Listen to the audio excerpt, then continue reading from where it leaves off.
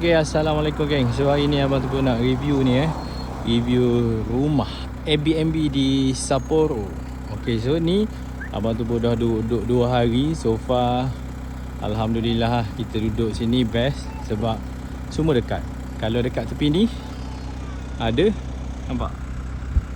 Family Mart. Lepas tu stesen minyak ada, senang Itu yang abang tu pun sewa. Kita review masuk ikut tepi ni Parking dekat sini. Kita je tak boleh parking sewenang-wenangnya tengok, kita duduk kat penghujung dia.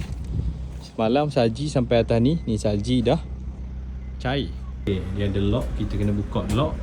Lepas kita dah bayar, owner akan bagi nombor password. Naik dekat atas ni kita dah kemah-kemah dah. Naik kat atas ni, nampak tu. Naik dekat atas ni, belah kiri dia bilik. Ada 2 katil. Okay. Lepas tu ni kita tutup lah. Okay. Heater, kalau sejuk boleh pasang heater. Lepas tu kat sini toilet lah.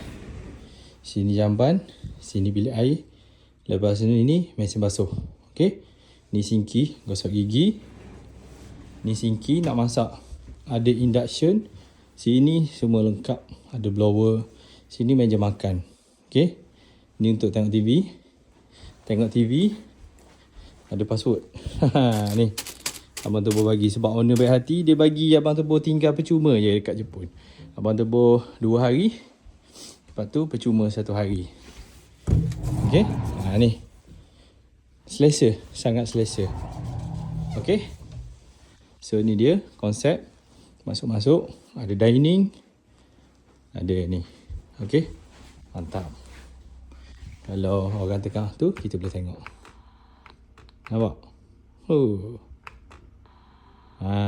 Okay.